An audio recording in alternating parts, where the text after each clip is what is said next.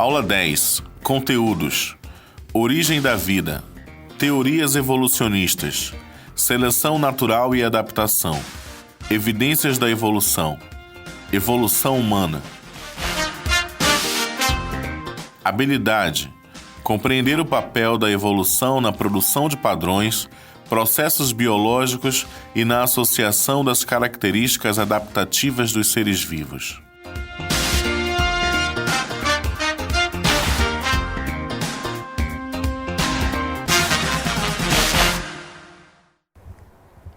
Bom dia, Amazonas! É mais uma edição do Amazonas no Enem Sem Fronteira, edição 2016, nessa grande ação do Governo do Estado, junto com a Secretaria, na presença do nosso secretário, onde nós levamos esse conhecimento todos os sábados para que nós possamos desenvolver nossas habilidades para fazermos uma boa avaliação no Enem.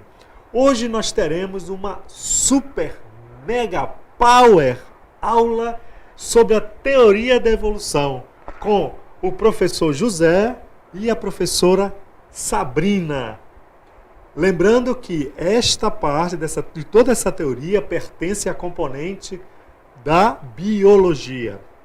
Lembrando para todos que nos assistem que hoje nós vamos entrar em recesso. A partir do próximo sábado nós não teremos aulão. Por quê? Porque os aulões são exclusivamente feitos para você, meu querido aluno. Portanto, você entrará de recesso. Então, nós não teremos o nosso recesso também de 2 sábados e iremos retornar às nossas atividades no dia 9 de julho com o primeiro simulado em relação a todas as componentes do primeiro semestre. Então, vocês receberão todo o material do simulado e os professores que ministraram todas as componentes no primeiro semestre, inclusive os 2 que estão finalizando hoje essa primeira etapa, e nós iremos tratar e fazer uma coisa super diferente, um simulado comentado por cada um dos especialistas que ministraram a componente ao longo desses sábados no decorrer do ano de 2016. Então, com vocês, a super mega power aula de teoria evolucionista com os 2 professores.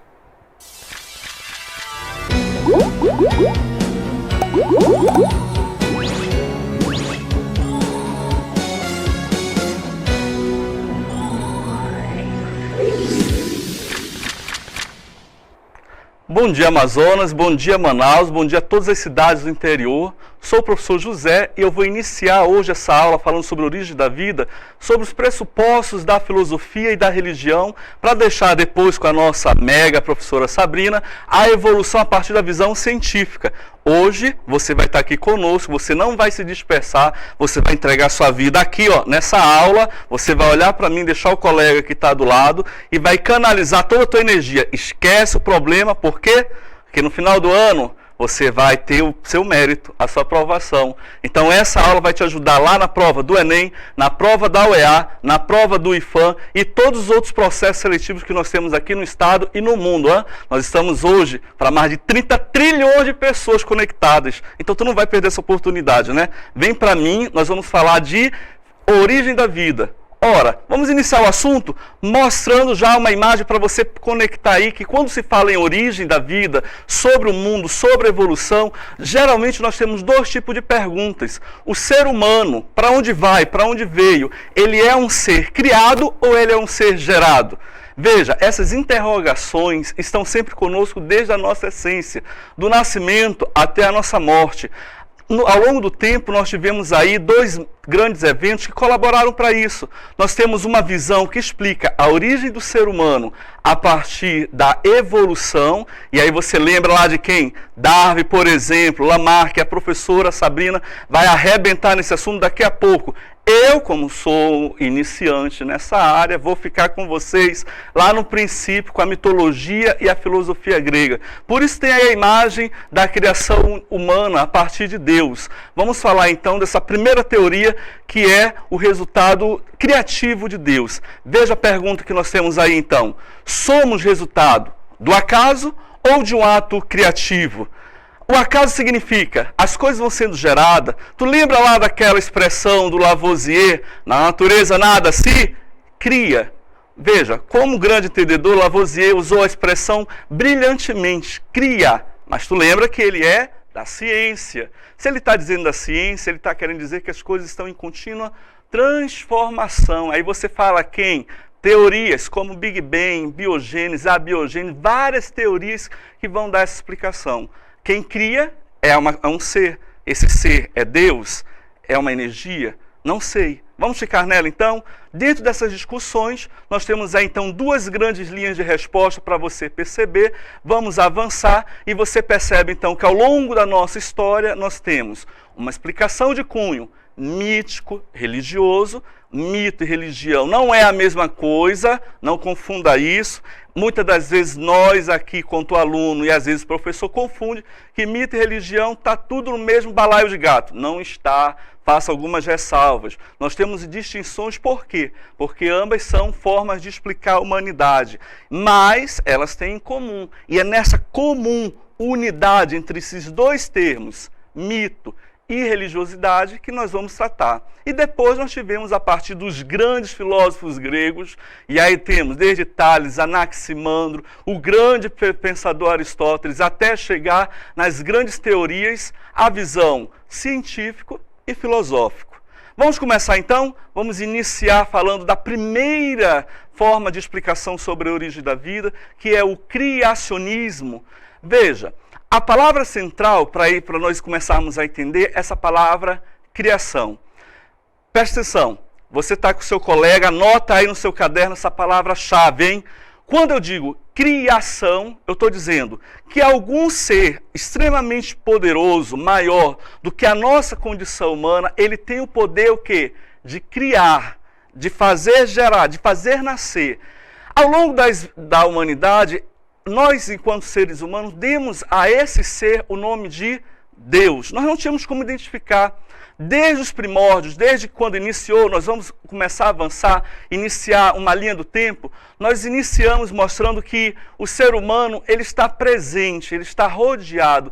Por onde ele vai, ele tem essa experiência daquilo que nós chamamos de sagrado, de metafísico, de transcendental. Está ouvindo essas palavras? A primeira qual foi?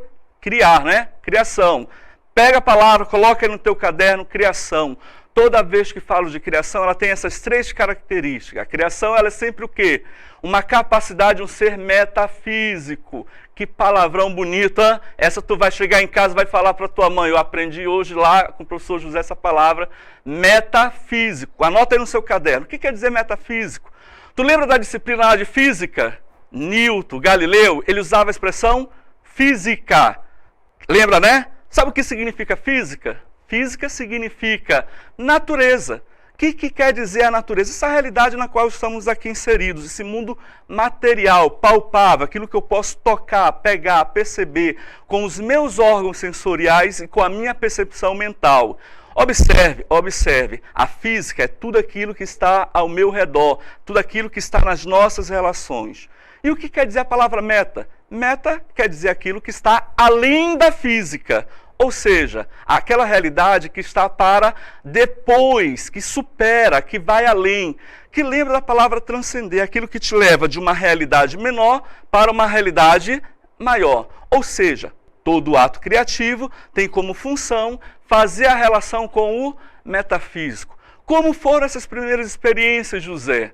Ora, ao longo das nossas relações humanas, as nossas primeiras experiências foram panteístas. Olha lá mais uma palavrinha para você entender hoje. Observe, ao longo da história, Deus recebeu vários nomes. Pan significa muitos. Tel, teísta, tel quer dizer Deus. Deus, enquanto a organização maior da natureza, foi concebido ao longo de várias gerações, várias culturas, vários modos de entender essa relação do homem com a natureza, a partir de termos. Veja, Tupã, por exemplo, nas tradições indígenas, Jeová, que é uma tradução do hebraico que vem lá de Javé. Nós temos luz, nós temos Brahma, nós temos Alá, nós temos várias terminologias para referendar, então, que essa natureza, a origem do ser humano, a origem física, biológica, de todos os seres que aqui estão na Terra, tem como finalidade última e origem Deus. Agora, como é que Deus, essa criação, esse Criador máximo de tudo quanto há, se manifesta aqui conosco? Ora, nós sabemos que o canal principal de ligação entre a transcendência, Deus, e a realidade natural, nós chamamos isso de religião. Daí tu lembra que a religião é uma forma de conhecer o ser humano, a natureza, mas essencialmente Deus através do seu princípio máximo. Sabe qual é? A religação. Toda vez que você fala, então, escuta a palavra religião, você está fazendo, então, esse ato de religar o ser humano da sua natureza com a natureza divina, Deus. Então, toda religião é uma religação. Seja ela qual for a sua condição religiosa, seja ela qual for a sua cultura religiosa, seja ela qual for a maneira de você manifestar essa religiosidade. Se você é cristão, se você é espírita, se você frequenta as religiões afrodescendentes, se você tem uma relação com o Oriente, budismo, hinduísmo, shintoísmo, não interessa. A expressão máxima do ser humano é a religiosidade. Então, todas essas relações estão no campo metafísico. Meu filho, olha lá, você já tem 3 palavrinhas aí para nós começarmos a organizar o nosso entendimento. Você vai começar já a perceber que você vai arrebentar lá na prova do Enem e você vai usar isso. O que ele quer saber de ti? Ele quer saber se tu consegue fazer essas ligações de termos. Eu estou falando numa aula de biologia sobre a origem da vida, estou usando a metafísica e, através dela, a religiosidade. Observe, nas sociedades antigas, vamos avançando, você percebe que essas grandes manifestações de Deus, ela foi tida como uma relação ágrafa. Ágrafa, olha lá, mais uma palavrinha para a gente. Olha lá, deixa teu colega de lado, eu quero que tu olhe para mim. Olha para mim, deixa ele de lado, concentra aqui.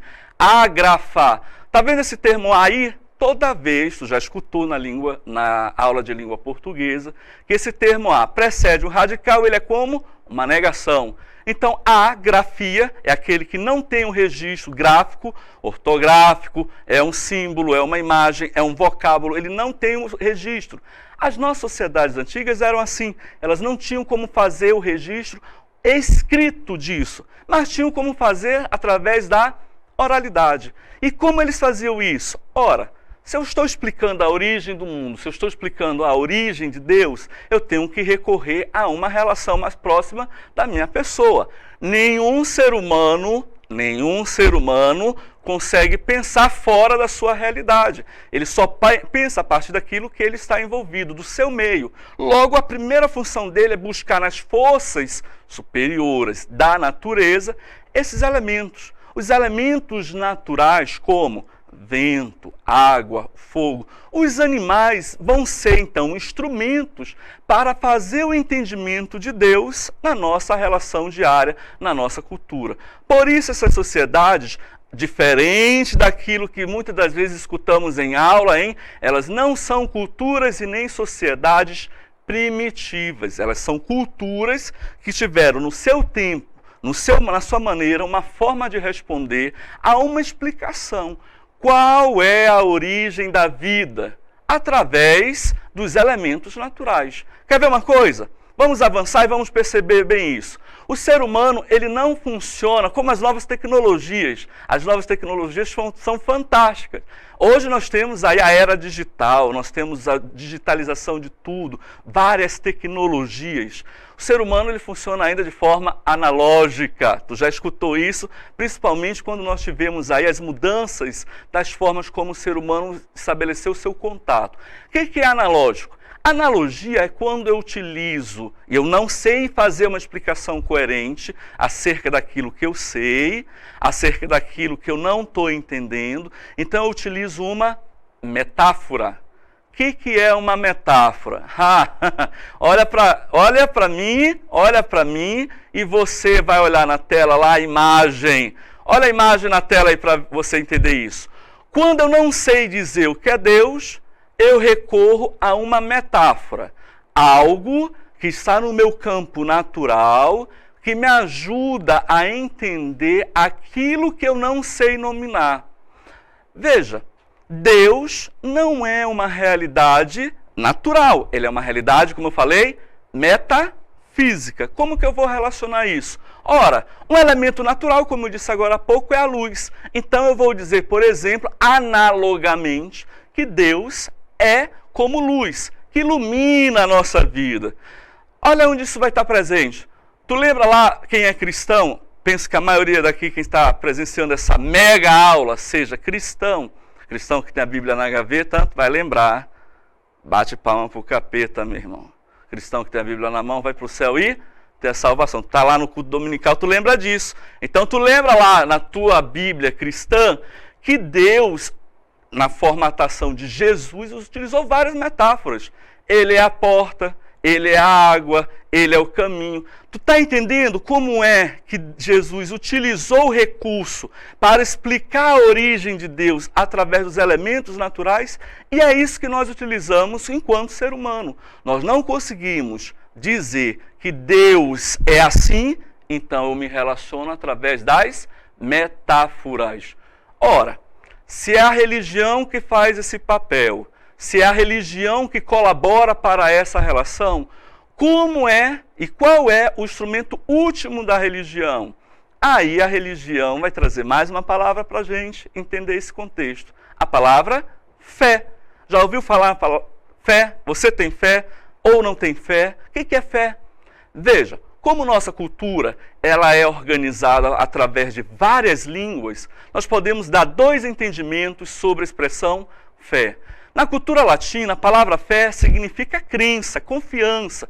É aquela que nós utilizamos diariamente.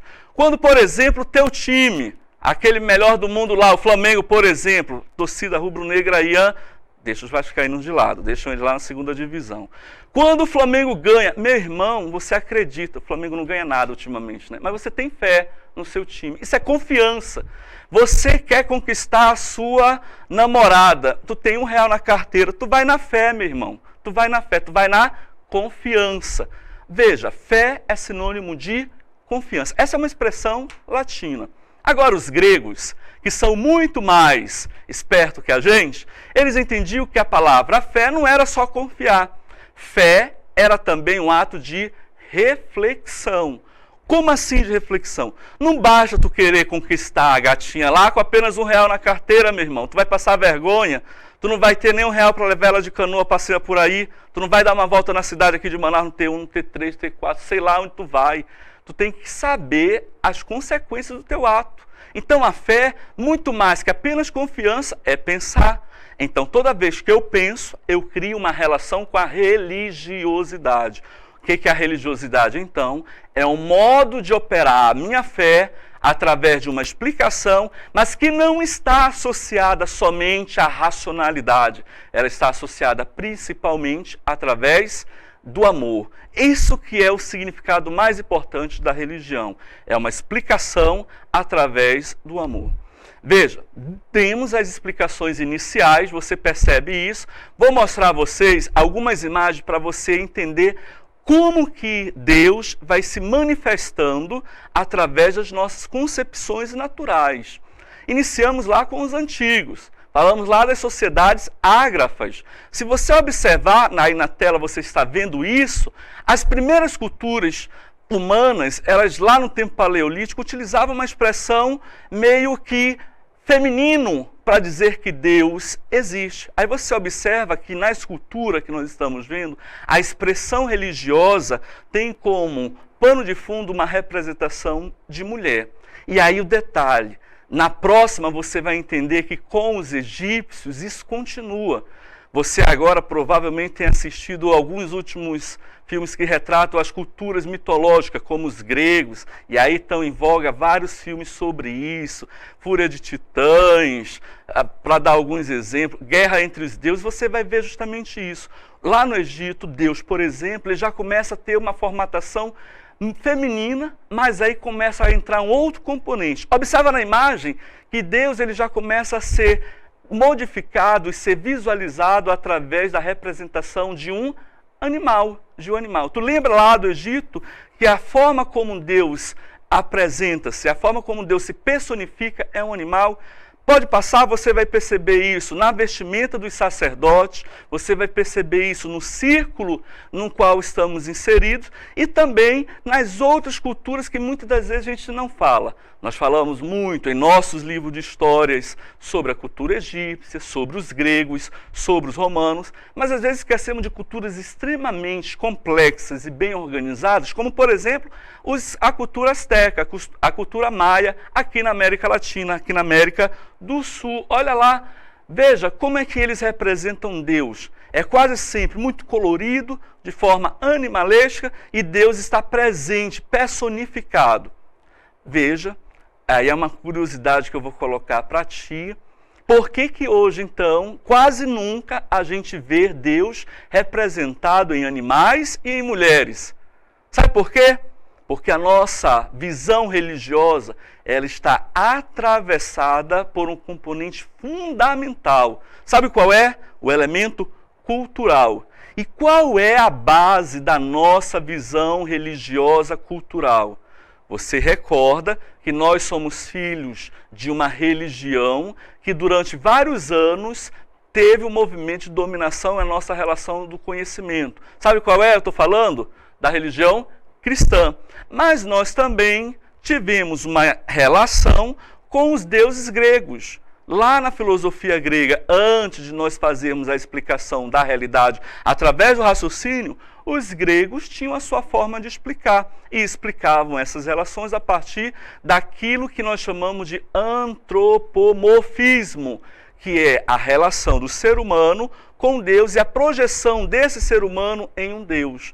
Quer ver? Vamos ver a imagem aí. Nós víamos que nas culturas antigas nós tínhamos Deus retratado como mulher e depois animal. Com os cristãos e com os gregos, Deus ele é prioritariamente masculino. Isso traz no ser humano um novo entendimento. Por quê? Porque na nossa cultura ocidental nós passamos a dizer então que Deus é pai, é pai. Tu já escutou isso, né? Deus é pai. Qual é o impacto disso? Nós temos uma cultura patriarcal. Isso quer dizer que as relações que nós estabelecemos com o ser humano se dá a partir do homem em relação à mulher. Vou te dar alguns exemplos. Vamos deixar o cristianismo de lado e vamos falar dos gregos. Você lembra que na cultura grega, aí eu vou fazer uma relação com a aula de história. Você precisa estar antenado que no Enem é isso. É pegar aquilo que tu já sabe com aquilo que tu está sabendo agora e conectar, é relacionar. A prova do Enem, tu lembra, ela é cansativa. Por quê? Porque vai exigir do aluno que faça essas conexões. Eu estou apresentando aqui a você uma aula de biologia, estou fazendo uma reflexão da filosofia e eu quero que tu entenda que tudo isso que eu estou falando está onde? Na história. Olha que lindo! Isso é lindo, não é não? Você poderia estar hoje nesse solzão, por exemplo, Manaus está um sol lá na praia da Ponta Negra, mas tu está aqui, tu vai arrebentar na prova. Poderia estar dando uma volta de canoa, está aqui, tu vai arrebentar na prova. E é isso que eu quero, volta para cá, olha o que eu quero que tu veja. Qual é o impacto da visão patriarcal na nossa cultura? Os gregos, por exemplo, eles criaram para nós aquilo que nós chamamos de democracia. Você recorda que para ser cidadão dentro da relação democrática, só era cidadão o homem maior de 18 anos, nascido na polis. Todos aqueles que se apartavam dessa relação não eram tidos como cidadão. Sabe quem estava nessa relação? A mulher.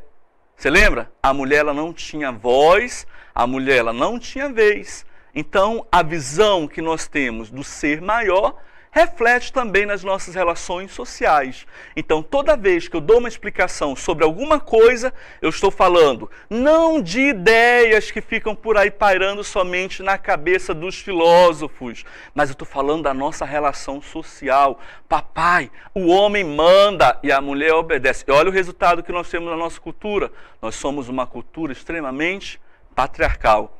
Vamos avançar? Vamos perceber isso, então, que essa forma de explicação, ela vai acontecer em todas as culturas, ela não é um evento só nosso.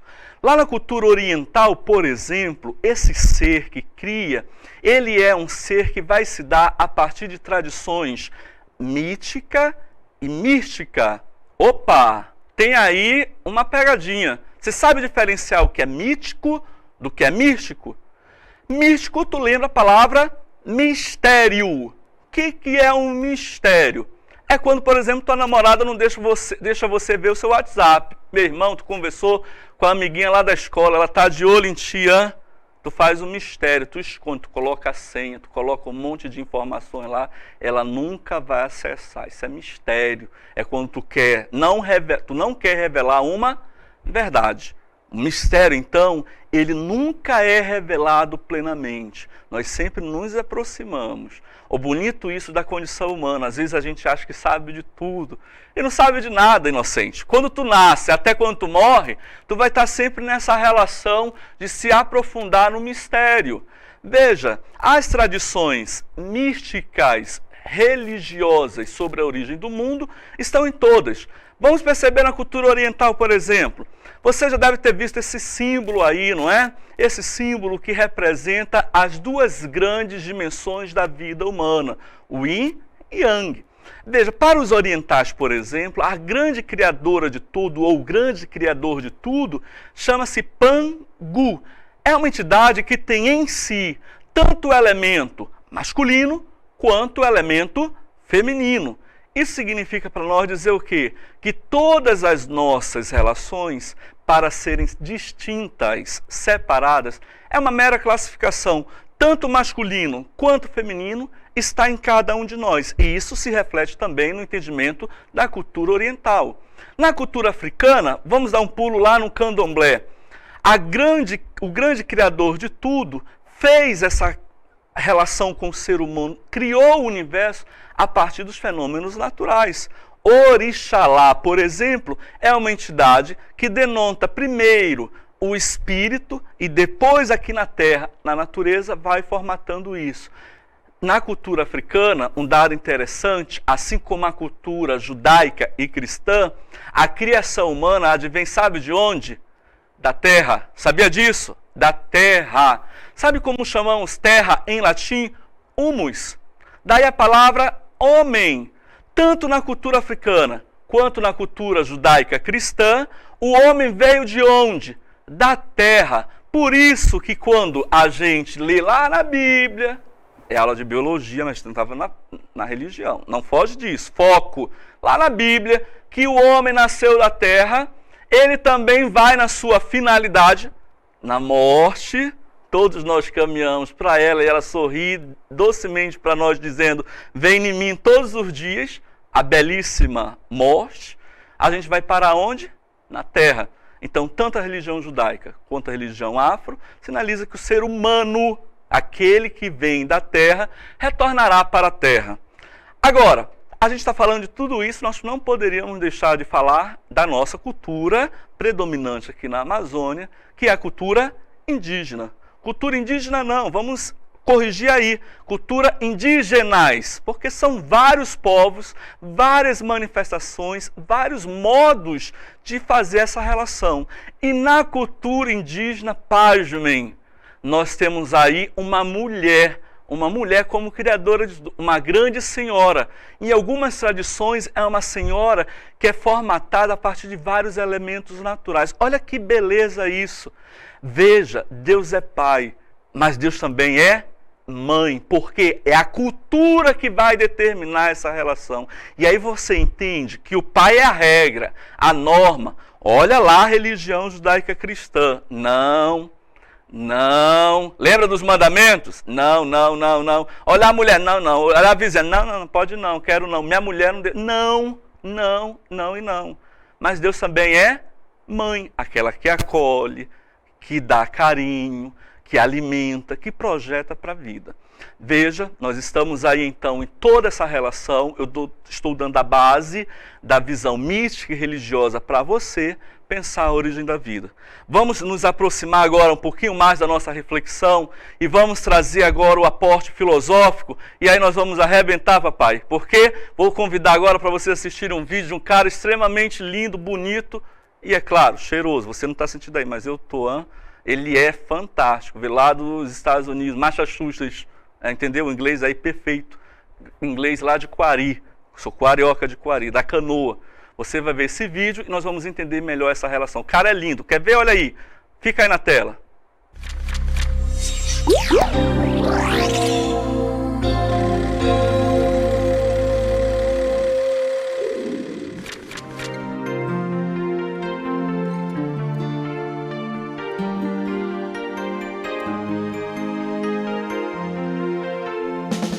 Em algum momento da sua vida, você deve ter se perguntado: quem somos nós? Para onde iremos e de onde viemos? O desejo de conhecer faz parte da condição humana.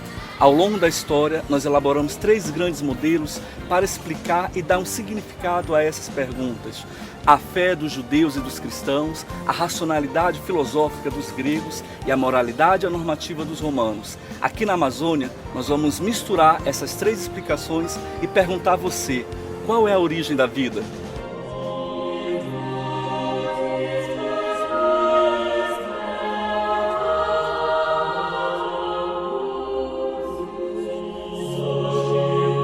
Nós estamos aqui na igreja de São Sebastião, no centro da cidade de Manaus, para mostrar a vocês o encontro da visão religiosa com a visão mística para explicar a origem da vida humana. Nascidos na Amazônia, frutos de uma história que mistura brancos, negros e índios, a fé cristã se destaca como modelo explicativo dessa origem da vida. Em todos os cantos de nossa cidade, seja aqui em Manaus, seja no interior, todas as cidades amazônicas, você encontra a expressão dessa fé, desse modelo, dessa explicação, seja ela cristã católica, seja ela evangélica. Todas, com efeito, trazem um aspecto importante e uma característica em comum. A criação da vida é fruto de uma entidade maior, de uma divindade que, em sua máxima expressão de amor, resolve criar o mundo. Por isso você está observando as imagens que retratam essa dimensão. Na religião cristã, o enredo dessa criação você encontra na Bíblia, texto sagrado para a cultura cristã e também judaica. Lá no Antigo Testamento, Deus cria através da sua fala, do seu som, da sua palavra. E no Novo Testamento, essa expressão ganha uma outra característica. O surgimento da vida está diretamente associada ao confronto com a morte.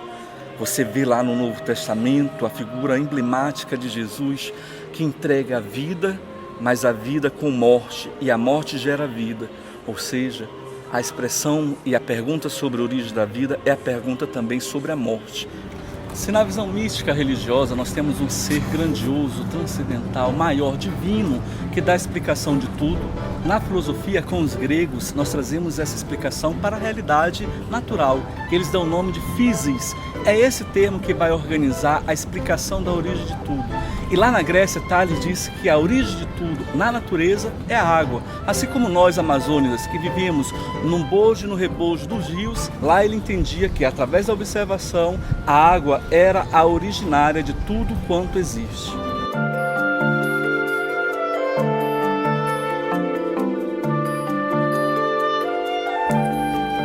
O rio. Sempre o rio unido ao homem, associação quase mística, o que pode comportar a transposição da máxima de Heródoto para os condados amazônicos, onde a vida chega a ser, até certo ponto, uma dádiva do rio, e a água, uma espécie de fiador dos destinos humanos. Vaias do sangue da planície, caminho natural dos descobridores, farnel do pobre e do rico, determinante das temperaturas e dos fenômenos atmosféricos, amados, odiados, louvados, amaldiçoados. Os rios são a fonte perene do progresso, pois sem ele, o vale se estiolaria no vazio inexpressivo dos desertos. Esses oásis fabulosos tornaram possível a conquista da terra e asseguraram a presença humana, embelezaram a paisagem, fazem girar a civilização, comandam a vida no anfiteatro amazônico.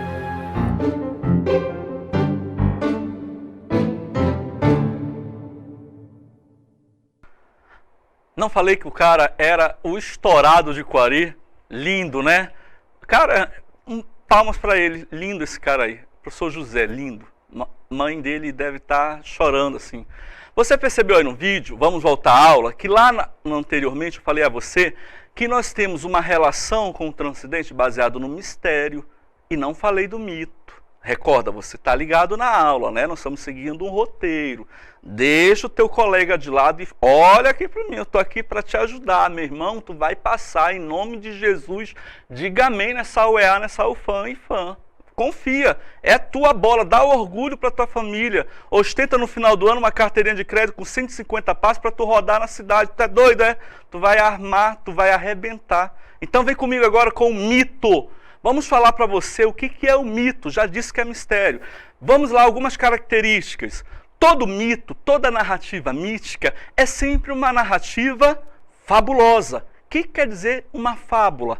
É uma narrativa que muitas das vezes não está ligada com a realidade, com aquilo que está acontecendo. O mito, muitas das vezes, é uma narrativa que transborda aquilo que aconteceu.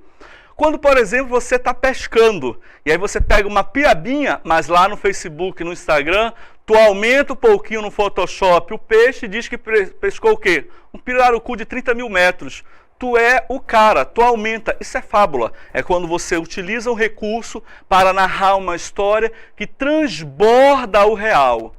Veja, eu falei que Deus está ligado à realidade, à natureza. Mas como eu vou falar desse Deus? Através do transbordamento. Deus é mais. Deus supera a expectativa humana.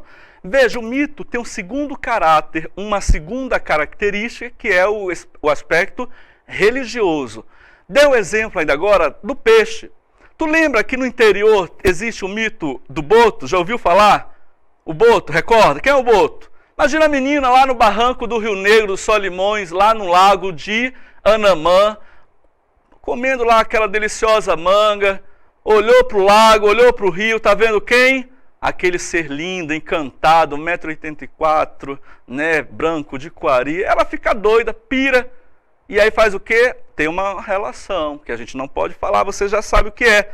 E nasce dessa relação o botinho, o filhote. Ela vai chegar em casa e vai explicar o quê?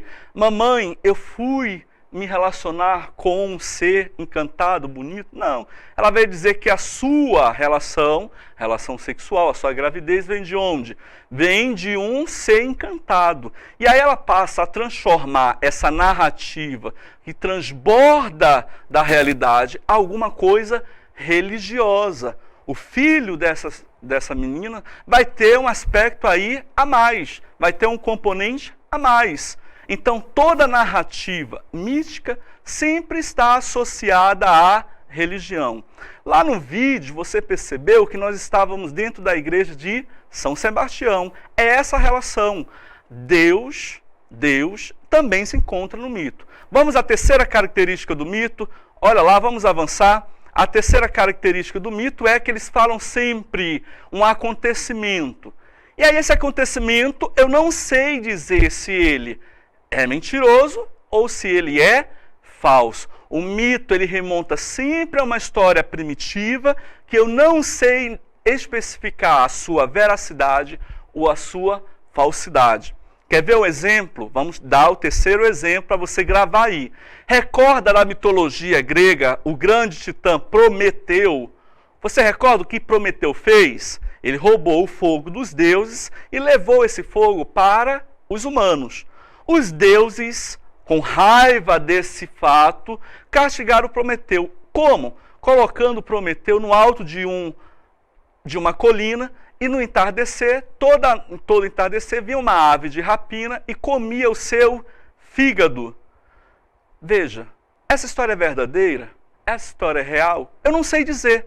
Mas entenda, por exemplo, que a medicina, a ciência diz hoje que um dos poucos órgãos, o único órgão do ser humano que se regenera é o fígado. Está vendo então aí? O mito é uma explicação, um acontecimento que se dá em algum momento, mas que eu não sei dizer se ele é verdade ou mentira.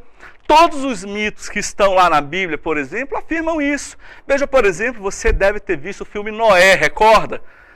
Não sei quantos dias chovendo. Você sabia que os arqueólogos descobriram uma região próxima ao Mediterrâneo que provavelmente esse fenômeno tenha acontecido? Talvez não tenha sido descrito como está narrado na Bíblia, mas o fato é que se aproxima da realidade. Isso então é uma característica do mito, tentar se aproximar. Vamos avançar? Então, para tirar da nossa cabeça, o mito ele não pode ser tido somente como uma ficção, ou como mentira total, ele se aproxima do real. Por isso ele se utiliza das expressões que estão dentro da nossa relação. A água, o fogo. Passando dessa expectativa, os gregos foram geniais. Vamos ficar com eles, então. Você viu no vídeo que a primeira explicação foi essa. O segundo foram os gregos. Lá no século VII, século VI a.C., os gregos eles perceberam que essa forma de explicar a origem da vida a partir de Deus já não tinha mais adequação com a realidade. Então o que eles fazem? Eles transferem a explicação do ponto metafísico, recorda a palavra? Metafísico, que é a dimensão para além da física, e trazem essa explicação para a realidade física. Ou seja, eles passam a explicar a origem da vida a partir dos fenômenos naturais, só que agora não mais usando a fé. Sabe qual é a sacada dos gênios gregos? A razão. Agora, vamos perceber que essa mudança não foi assim de uma hora para outra, não foi uma ruptura imediata, eles fizeram isso paulatinamente. O que quer dizer essa palavra aí? Eles fizeram gradual. Observe então que nós transitamos com os gregos, por isso que eles fazem a síntese dessa nossa aula, do aspecto mítico para o aspecto filosófico. Vamos avançar e que você vai perceber isso. Eles explicaram o mito onde? Tu recorda lá do grande Homero. Lembra lá, Homero? Ilíada, Odisseia, Teogonia. Ele foi o primeiro a fazer esse registro mítico dos deuses. Essas explicações, como não comportaram mais, eles tiveram que ter uma explicação racional.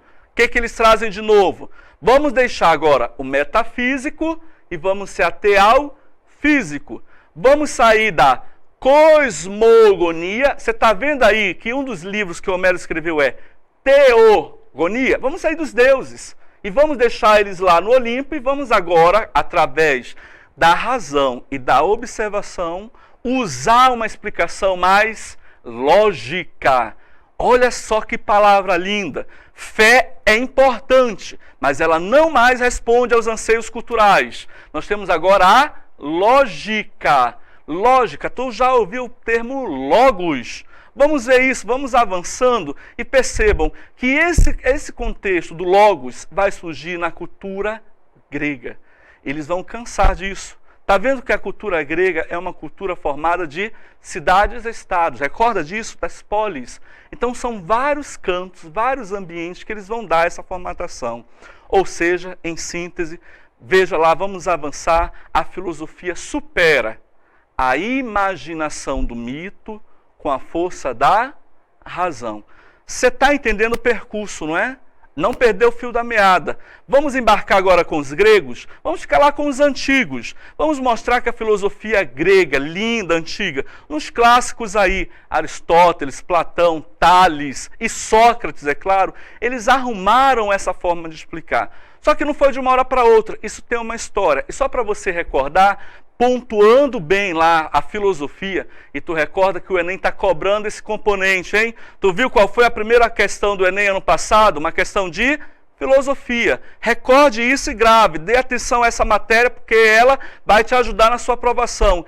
Veja, lá na história grega, nós começamos a narrar essa forma racional do ser humano. E como é que eles fizeram isso? Organizaram isso em 4 momentos. Veja lá, nós temos aí o primeiro período, que é o período cosmológico, uma explicação do cosmos.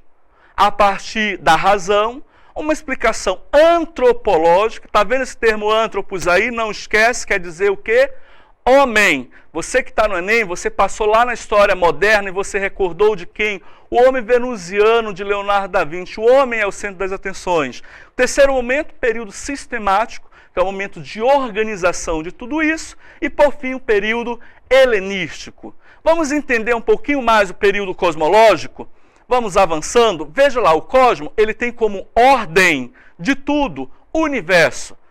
A palavra cosmo quer dizer universo. Você está vendo que na imagem o universo ele tem uma sistematicidade, tem uma sequência. Qual é a genialidade deles? Veja, no próximo tópico, você pode perceber que a genialidade dos gregos está basicamente arraigada em duas grandes palavras. Eles foram geniais quando eles avançaram e eles mostraram aí que a explicação do cosmos se dá a partir da observação e da intuição. Vamos avançando e vamos perceber isso. O que é o ato de observar? É a relação direta com o ser humano em relação à sua natureza. E a intuir é quando essa observação ela é entendida. Veja, se nós estamos na realidade física, meus amores, deixa de Deus, não que Deus seja importante, mas Deus fica lá e vamos pensar agora no natural. Qual é o termo que eu utilizo para isso, José? Eles utilizam a palavra arqué. Arqué, está vendo aí esse termo? É fundamental. Meu amor, em nome de Jesus, pega o teu caderno, a tua caneta, confia na tua aprovação e anota aí. Arqué. Tu vai lembrar a palavra arqueologia. Arqueologia. Esses caras queriam iniciar a descoberta da origem. Qual é a origem do universo? A origem do universo é um elemento físico. Vamos avançando e vamos percebendo isso. Quais elementos físicos? Tu lembra lá do Capitão Planeta? Recorda? Terra, fogo, ar e água, recorda? Eram esses elementos. Os gregos, na sua genialidade, através da observação, perceberam que a arqué do mundo se dá a partir da combinação entre esses elementos. A água, o fogo, o ar e a terra. Para nós, na área do entendimento sobre a origem da vida, é fantástico esse entendimento. Lá no vídeo, tu percebeu que nós finalizamos com o movimento das águas. E é isso que a gente vai encaminhar agora. Tales de Mileto, o grande pai da filosofia, ele entendeu que esse arqué da natureza está situado onde? Na água, na água. Nós, amazônidas, estamos rodeados por água. Imagina Tales, ilha de Mileto, lá na Jônia, pensando lá uma série de eventos, ele descobre que o princípio do universo está centrado num elemento que ele chama de arqué, que é a água. Tales, Mileto, pensa, ilha. Mileto é uma ilha. O que é uma ilha por definição? É uma extensão territorial ladeada por água. A sacada do cara é genial. Para Tales, então, o princípio de tudo seria a água. Vamos avançando, vamos entendendo isso. Como essa água? A água natural, não. A água ela tinha um componente, ela era tudo. Ele concluiu que a água é a substância primordial, a origem única de todas as coisas. Para ele, a água permanece a mesma em todas as suas transformações nos corpos, apesar dos diferentes modos. Vamos entender isso, vamos avançando. Imagina Tales, lá em sua ilha, Mileto. Ele corre de um lado, meu irmão, olha para o horizonte, vê o quê? Água. Vai fazer o seu Cooper matinal, corre lá, ele transpira e o suor tem o quê? Água. Quando eu falo, e aqueles que usam aparelhos sabem bem disso, eu dou uma cuspida no outro, tem o quê? Água. O nosso corpo é feito de quê? Água. Para Tales, então, tudo é água. Professor José, só Tales, então, percebeu isso? Não, meu amor. Veja, Tales é o primeiro e é o iniciador de tudo isso. Você está entendendo a relação com o vídeo? Veja, existem outros autores. Quais são esses? Vamos colocar aí e vamos perceber quem são esses outros autores. Além de Tales, nós temos aí uma lista de outros autores que buscaram essa explicação do fenômeno físico a partir de um elemento, o arqué. Nós temos Tales, que falou sobre a água. Nós temos Anaximandro, nome difícil, né? Esse é o nome do teu filho de número 1. Anaximandro. Ele propôs o quê? O apeiron. Está vendo esse termo aí? Coloca aí como significado, porque nós não temos na língua portuguesa uma tradução direta para isso. Significa o ilimitado, o indeterminado. Anaximenes, que é o nome do seu filho de número 2, você vai crescer e multiplicar, você vai ter vários tipos, porque você vai passar na UEA, você vai passar no Enem, você vai ter dinheiro para ostentar muitos filhos, né? Muitas latas de leite ninho aí, caríssimo. Anaximenes, número 2 do seu filho. O A. Empédocles falou das 4 qualidades. Recorda quais são essas 4 qualidades que eu falei agora há pouco? São aquelas combinações: a terra, o fogo, o ar e a água. Pitágoras, olha só que linda a filosofia. Cara, eu fico emocionado, fico toda arrepiada aqui falando disso. A matemática que tu estuda lá na escola, tu acha que ela só tem a ver com números. E é isso mesmo que Pitágoras intuiu. Ele entendia que o universo ele é composto, construído a partir de números. Tu recorda na modernidade de um cara chamado Galileu? Aquele cara lá que a igreja colocou no silêncio. Para Galileu, grave, hein? Ele disse que o universo está escrito em linguagem matemática. Meu amor, isso aqui é para registrar para a história. Tudo é matemática, tudo é lindo, tudo é cálculo. Vamos avançando? Veja, esses dados que você tem aí foi a primeira parte do nosso encontro. Eu estou aqui para contribuir para você a parte da visão mística e filosófica. Nós vamos avançar agora e nós vamos trazer agora a reflexão sobre a origem da vida a partir do segundo parâmetro. E aí eu vou deixar de lado a aula, vou sair e vai chegar aqui conosco ela. Rapaz, olha só a mulher que está do meu lado. Beleza, é? Olha só, mano. Linda. O feião e a bela. Ela é linda. Que exagero, você arrasou aí na aula. É porque vocês não estão percebendo o cheiro. Eu vou embora porque senão eu vou apanhar da esposa, a patroa está em casa, vai dormir na casa do cachorro. Ela vai avançar na aula e nós vamos entender agora a visão científica. Sabrina. Então vamos lá, né? Vamos lá conhecer um pouquinho depois dessa visão filosófica de tudo aí, né? Porque, olha só, sabe o que é o mais legal de tudo? É que nenhuma teoria, nenhuma ciência, ela vai fazer o quê? Vai excluir a ideia da outra. Tá bom? Então vamos lá, vamos continuar então, depois dessa mega viagem que a gente fez aí. Eu convido vocês a continuarem firmes, não é? Aqui, sabadão, aulão é evolução. Então bora continuar e a gente vai continuar com 2 teorias, né? Que a biologia, ela começa a tentar explicar a origem da vida a partir de 2 pressupostos, né? E a gente tem aqui o seguinte, a vida surge como? A partir da matéria inanimada ou a partir de outros seres vivos? Dá uma olhada aí no nosso texto. Vamos lá. Então, o que nós temos? Temos 2 teorias. A abiogênese, não é? Que faz o quê? Que a vida, para eles, né, para as pessoas que na época acreditavam que isso aqui era realmente um consenso, é que a vida surgia a partir da matéria inanimada. E o que isso significa dizer? Que os seres vivos, eles surgiam a partir de qualquer uma outra matéria que existissem, não é? E até então isso daí foi bastante aceito. Mas um simples experimento colocou, não é, em risco essa teoria, e aí a gente surgiu aí com a teoria da biogênese, onde a vida, olha só, ela só surge a partir de seres vivos pré-existentes, e um experimento simples, olha só aí na nossa imagem, não é? É bem simples, e ele foi utilizado por Francesco Redi, onde ele simplesmente pegou, olha só, um frasco, colocou uma carne, não é? E simplesmente tampou. E o que ele observou? Que se a vida surgisse a partir de qualquer uma outra matéria inanimada, a partir dali iriam surgir o quê? Larvas, moscas e tudo mais. Mas como ele tampou, olha só, no frasco 1, a gente não tem nada, nenhum tipo de ser vivo ali. E quando a gente colocou uma tela, olha só, também não tinha. E quando a gente tirou todo tipo de tampa que podia colocar ali, a tampa ou a tela, por exemplo, ele observou que as moscas entraram e que a partir daí, olha só, surgiram as larvas e aí, consequentemente, outros seres vivos. E o que ele quis provar com isso? Que seres vivos, eles só surgem a partir de outros seres vivos, não é? Uma condição. E na época, isso daí foi o bafo do momento, né? E aí a gente, uns acreditavam, outros não. Mas o que a gente tem que entender? Que na ciência, né, a gente tenta simplesmente explicar e comprovar aquilo que a gente está vendo, um fenômeno, ou tentando explicar ali de alguma maneira.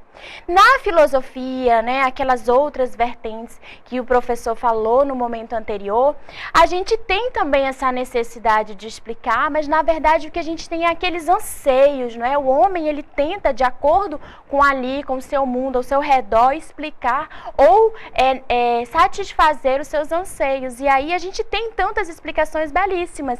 E aí o que acontece? A gente sabe que na biologia, olha só, é uma outra forma, uma outra maneira de tentar explicar o surgimento desses seres vivos. E aí o que surge? Tem um ser vivo e a pergunta que não quer calar. Olha na tela, presta atenção.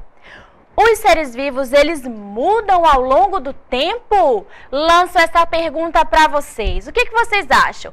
Os seres vivos, a partir do momento que surgem, eles permanecem da mesma forma até os dias atuais? Ou não? Será que eles se modificam? Eu não sei. Pensa bem. Mudam ou não? O que vocês acham? E olha só, de resposta a isso, a gente tem duas correntes. Olha na próxima tela essa imagem maravilhosa. O que é isso? A gente tem o fixismo versus o evolucionismo. Mas, professor, o que é isso? Tá confuso. Não tá não. Olha só. Para aquelas pessoas, ou aquela época, naquele momento, que argumentavam que os seres vivos eles não se modificavam ao longo do tempo, dá-se a ideia aí de fixismo, ou seja, eles são fixos em termos de modificação, eles não vão sofrer ao longo do tempo. Ou seja, aquela borboleta mais marrom, ela vai gerar descendentes. E aí esses descendentes sempre vão ter essas mesmas características, eles não mudam ao longo do tempo, não é? E a essa ideia de não modificar a gente chama de fixismo. Para o evolucionismo nós temos o contrário, olha só, com o passar do tempo, uma borboleta ou qualquer outro ser vivo, ele pode sofrer modificações e gerar, olha só, seres vivos diferentes. Pode ser uma simples nuance, uma cor, não é? Um detalhe, mas para o evolucionismo, que é a evolução dos seres vivos, os seres vivos sim se modificam ao longo do tempo. E é interessante notar isso, porque a evolução, olha só, presta bem atenção, um segredo que eu vou falar para vocês. A evolução, ela não derruba nenhuma teoria, nada que você acredite, ela simplesmente fornece, assim como as outras teorias, uma explicação para aqueles fenômenos. E evolução para a biologia, presta bem atenção, é o mesmo significado que modificação. Então, o ser vivo modificou, ele evoluiu, ele se transformou. A essas modificações a gente tem o que chamamos de evolução. E sabe quem foi o primeiro a pôr em xeque a ideia do fixismo? Foi o Jean-Baptiste Lamarck. Olha só aí um pouco de informação para ele. E ele, olha só, deu ao que nós conhecemos hoje, né, a teoria chamada de lamarquismo. Esse lamarquismo, ele baseia-se, né, na ideia desse naturalista, que na verdade ele cutucou a ideia do momento, né? Todo mundo acreditava que era o fixismo, seres vivos não modificavam ao longo do tempo. Mas ele veio, não, bateu de frente, fez várias observações, e escreveu um livro chamado de Filosofia Zoológica. E nesse livro ele colocou a ideia dele. E segundo ele, olha só, a evolução não gerava diversidade. Ou seja, uma borboleta, ela sempre vai ser borboleta, mas ela pode ser uma borboleta diferente, com algumas modificações. E olha só, o meio ambiente influencia mudanças, ou seja, ele está ali, o ser vivo está inserido em determinado ambiente e esse ambiente vai modificar aquele ser vivo de alguma maneira, vai estimular essa modificação. E para isso, olha só, ele elaborou duas leis. A primeira é a lei do uso e desuso, ou seja, quanto mais você usa um determinado órgão, mais ele se modifica ao longo do tempo, podendo ser fortalecido. Se você tem um órgão que você praticamente não usa, ele tende a entrar em desuso, atrofiar. E aí, consequentemente, a gente entra na segunda lei, que é a lei dos caracteres adquiridos, isso mesmo. E olha só, um pouquinho de desenho animado, vamos ver aí para acordar a nossa teoria de Lamarck.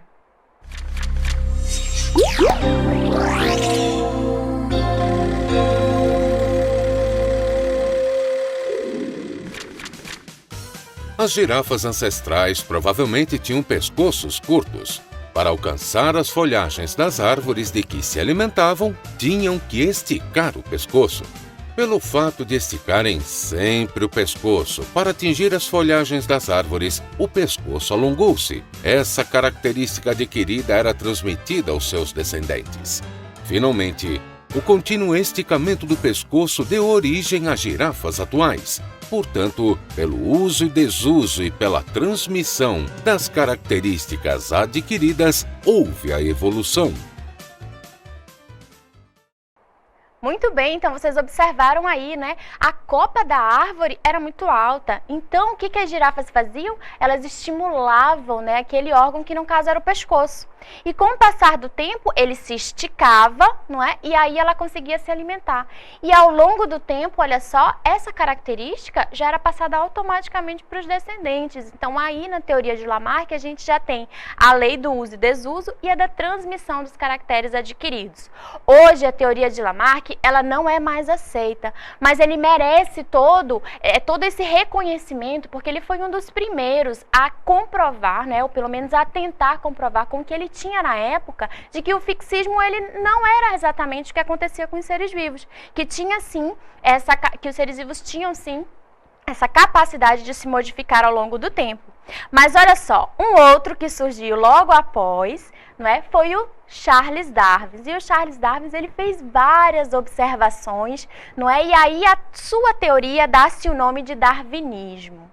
Certo? E ele publicou um livro conhecido como A Origem das Espécies.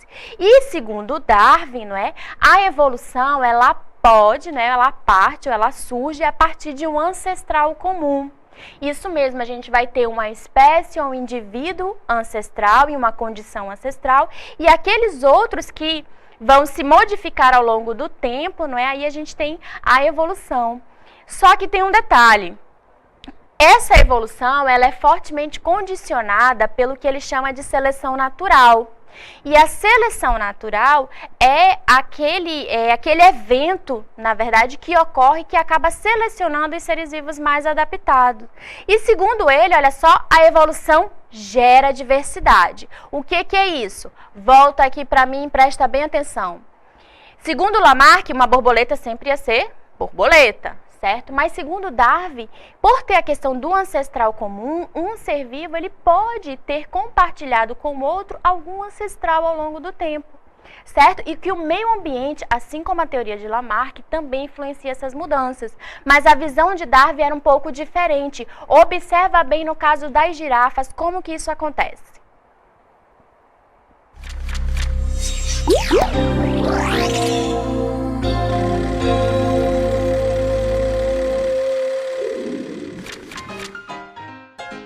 As girafas ancestrais provavelmente apresentavam pescoços de comprimentos variáveis. As variações eram hereditárias. A competição e a seleção natural levaram à sobrevivência dos descendentes de pescoços longos, uma vez que estes conseguiam alimentar-se melhor do que as girafas de pescoço curto. Finalmente, apenas as girafas de pescoços longos sobreviveram à competição. Portanto, pela seleção natural, ocorreu a evolução. Viram aí a diferença? Pois é, não tem esse negócio de estimular o órgão não. Ou já tem gente com aquela característica, animais ou o que for, ou não tem. E como o meio ambiente, ele condiciona, não é? Então só sobrevive aqueles que são mais adaptados. E em relação à adaptação e seleção natural, observem essas duas imagens e eu proponho um desafio para vocês. Olha só. Quem é o mais forte? A gente tem aí um morceguinho, que é muito temido, e do lado a gente tem a ariranha, né, que é carnívora, se alimentando aí de um peixe. Então, na opinião de vocês, quem é o mais forte? Tempo. Brincadeira. Passando aí para a próxima cartela, olha só. Agora imagine uma floresta que fica coberta por uma nuvem de poeira por muitos meses, numa completa escuridão. Olha só, quem é o mais adaptado? Então, olha só, prestem bem atenção. Se a gente só colocar isolados dois seres vivos, a ariranha e o morcego, a gente vai ver que ela facilmente poderia pegar, morder, destruir esse morceguinho, não é? Então, teoricamente, ela seria mais forte.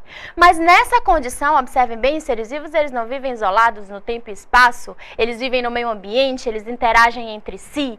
E nessas condições de escuridão, pergunto para você agora, quem é que consegue capturar alimento no escuro? Quem é que consegue se comunicar, locomover com maior facilidade? Não é o morcego? Então, se essa condição passasse por muito tempo, com certeza as ariranhas elas poderiam entrar até em extinção. Então, é por isso que para a seleção natural, o mais adaptado sobrevive e não o mais forte, porque o meio ambiente influencia a mudança.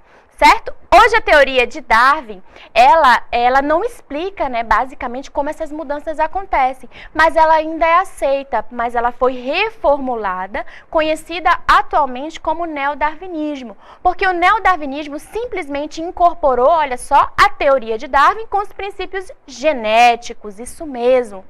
E esses princípios genéticos, eles estão muito relacionados com as mutações, a recombinação gênica e a seleção natural que ainda continua. Então, em termos de teoria, Darwin ainda continua, só que a sua teoria ela é embasada principalmente com esses princípios genéticos. E olha só, se eu estou dizendo aqui que biologicamente, cientificamente, os seres vivos evoluem, eles evoluem de alguma forma e para isso eu preciso ter registros e evidências. E uma das primeiras que foram investigadas e utilizadas é o quê? É o uso dos fósseis. Olha só na nossa próxima informação para vocês aí. E o que é um fóssil, professora? Prestem bem atenção. É qualquer vestígio de um ser vivo que habitou o nosso planeta em tempos remotos, isso mesmo. E um fóssil, normalmente, a gente estuda basicamente a morfologia. Mas precisa necessariamente ser somente a morfologia? Não. Olha só essas outras imagens que eu trago para vocês. Um mamute que foi congelado, olha só, o gelo também preserva. E depois de milhões de anos, olha só, foi descoberto, trazendo aí esse vestígio. Hoje eles entraram em extinção, mas eles viveram em épocas passadas. Assim também, olha só, pegadas, isso mesmo, pegadas podem ficar impregnadas em rochas, em outros ambientes. E a gente tem também o âmbar, que é essa resina que algumas árvores elas emitem, que no caso, se algum ser vivo é envolvido, principalmente pequenos insetos, eles podem, com o passar do tempo, essa resina ela petrifica e ele fica registrado aí. Certo? Então, fósseis são o quê? Qualquer vestígio de um ser vivo que habitou em épocas passadas, tá bom? E é uma das evidências que os evolucionistas usam para explicar os seres vivos, porque através dos fósseis a gente observou que existiram dinossauros, outros seres vivos que hoje não existem mais, tá bom? E uma outra forma de investigar essas evidências, olha só, é a análise da anatomia, que é o que a gente chama de anatomia comparada. E para isso, nós temos duas grandes ferramentas, né? Que é a anatomia comparada através da homologia. Olha só, homo significa mesmo. Se eu estou falando mesmo, eu estou falando de mesma origem embrionária e evolutiva. Isso mesmo. Mas, olha só, eles podem ou não ter mesma função. No caso da anatomia comparada do tipo analogia, nós vamos ter aí, olha só, que a origem embrionária e evolutiva ela é diferente, mas a função é a mesma. Como assim, professor? Agora ficou confuso. Mas olha só, a gente tem aqui 3 asas, certo? 3 asas. Uma é de morcego, uma é de ave e a outra é de inseto.